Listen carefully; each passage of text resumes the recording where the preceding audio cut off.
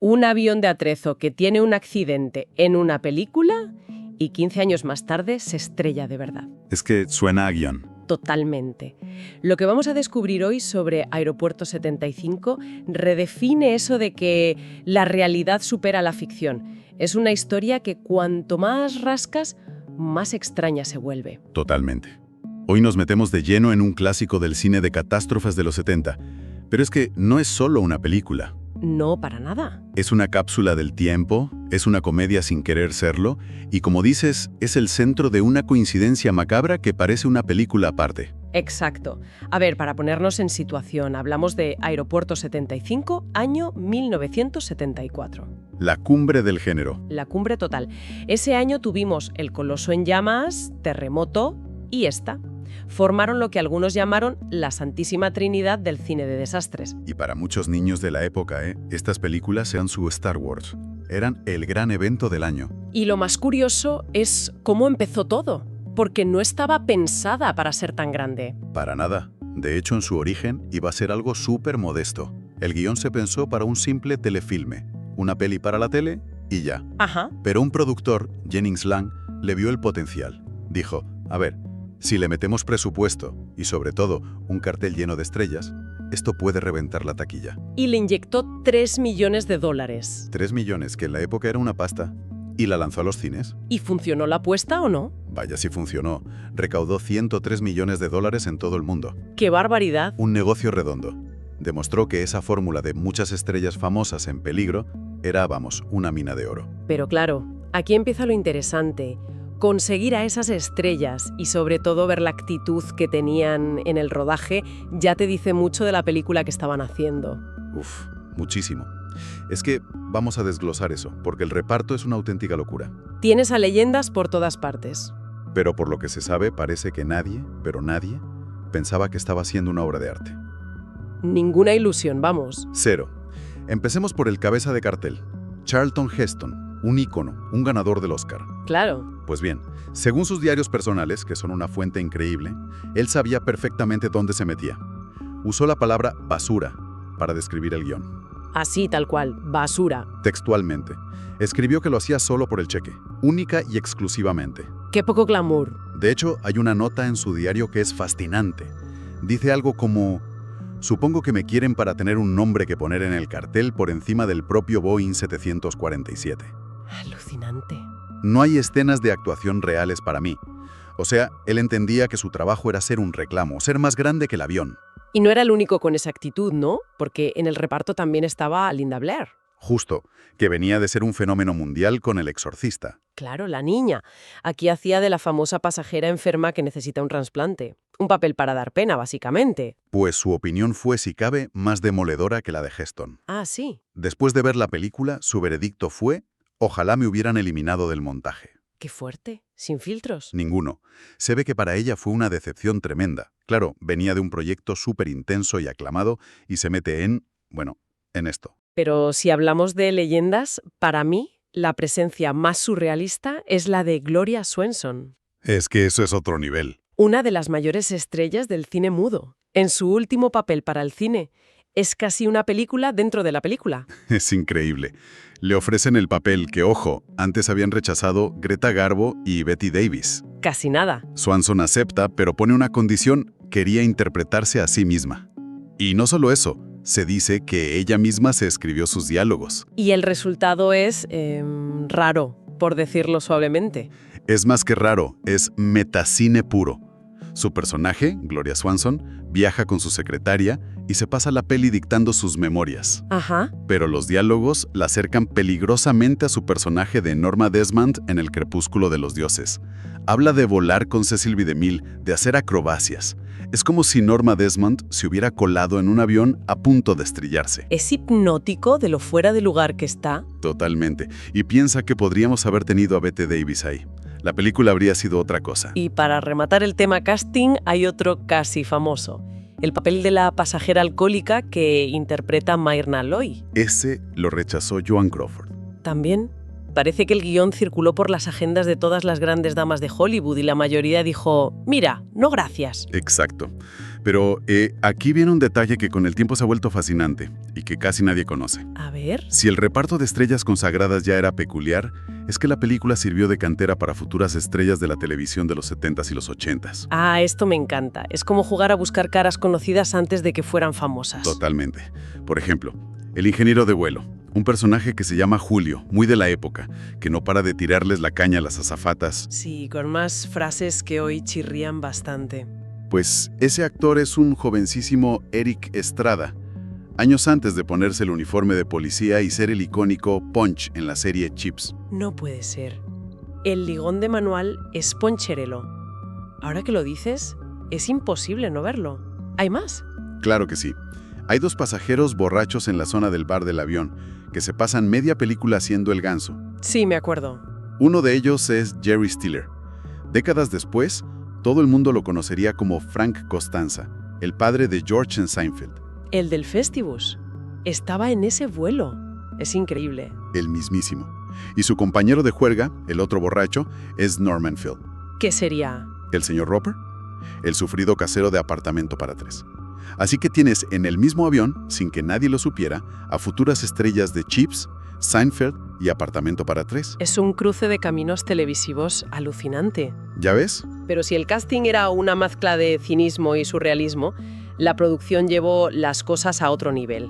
Porque mientras los actores sabían que estaban en una película un poco ridícula, el equipo técnico se jugó la vida. Literalmente. Sí. Y aquí es donde la historia de la película se pone realmente inquietante. Absolutamente. Hay una decisión que lo cambia todo. No usar maquetas para el avión principal. Ah, no. No. Lo que vemos casi todo el tiempo es un Boeing 747-123 real, con su matrícula y todo. N96755. Se lo alquilaron directamente a American Airlines. O sea que era un avión comercial operativo. Totalmente. Le pintaron los colores de la aerolínea de la peli, Columbia Airlines, y a rodar. ¿Y qué fue de ese avión? ¿Se sabe? Sí. Tuvo una vida muy larga. Después del cine lo reconvirtieron en avión de carga para UPS. Siguió volando más de 20 años, llevando paquetes por todo el mundo, hasta que lo desguazaron en 2011, un veterano con pasado en Hollywood. Vale, usar un avión real ya es un compromiso fuerte con el realismo.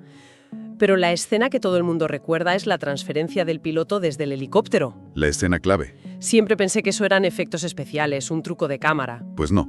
Esa escena también se rodó de verdad. ¿Cómo que de verdad? Usaron un helicóptero militar, un Sikorsky HH-53B, y a un especialista, un paracaidista del ejército llamado Stan Barrett. Lo colgaron de un cable y lo hicieron volar sobre el agujero de la cabina del Boeing. Espera. ¿Me estás diciendo que un tío de verdad colgó de un cable entre un helicóptero y un 7347 el movimiento? Sí. Mientras los dos volaban a muy baja altura sobre las montañas de Utah. Pero eso es una locura. Una locura total. Una maniobra increíblemente peligrosa. El riesgo de que algo saliera mal era altísimo. Me lo imagino. De hecho, estuvieron a punto de completar la transferencia de verdad. El especialista llegó a estar a apenas 3 o 4 metros de entrar en la cabina. ¿Qué me dices? Y ahí los productores, supongo con el corazón en un puño, dijeron: basta, ya tenemos la toma, no nos la juguemos más. Pero lo que vemos, ese vuelo, es real. Y aquí viene la gran contradicción, ¿no? Porque se juegan la vida para esa escena y, sin embargo, la escena que lo empieza todo, el choque del avión pequeño... Esa escena. Es bastante deficiente. Es una ironía tremenda. Por un lado, ese realismo extremo y peligroso, y por otro, la escena del choque es súper cutre, incluso para la época. Es que se nota el croma a kilómetros. Y lo más famoso, el piloto que sale despedido por el boquete es un muñeco. Pero un muñeco que canta por soleares, provoca risa de lo evidente que es. O sea, presupuesto y agallas para colgar a un tipo de un helicóptero, pero para el momento clave del accidente, un maniquí de trapo. Esa dualidad es lo que hace que la película sea tan rara y tan memorable. Y esa mezcla de drama serio y ridiculez sin querer nos lleva a su legado más importante, ser la madre de una de las mejores comedias de la historia. Totalmente. A ver, mucha gente cree que Aterriza como puedas es una parodia en general del cine de catástrofes. Y lo es, se ríe de todo el género. Pero su ADN, sus gags más míticos, están sacados casi plano por plano de Aeropuerto 75. Es su fuente principal. Vamos a conectar los puntos, que es divertido. Por ejemplo, la famosa escena de la monja tocando la guitarra para animar a la niña enferma. Un gag brutal en Aterriza como puedas, cuando le desconecta el goteo. Claro. Pues es una parodia directa de un momento de Aeropuerto 75. En la original, la cantante Helen Reddy, que hace de monja, le canta una canción a Linda Blair para consolarla. La parodia solo lo lleva al extremo del humor negro. ¿Y qué me dices del piloto automático hinchable, el gran Otto? ¿También viene de aquí? Es una burla a la confianza ciega que los pilotos de Aeropuerto 75 ponen en su piloto automático justo antes del accidente. Y la trama principal, claro. Por supuesto. Una azafata con pánico que tiene que pilotar el avión mientras su novio piloto le da instrucciones por radio.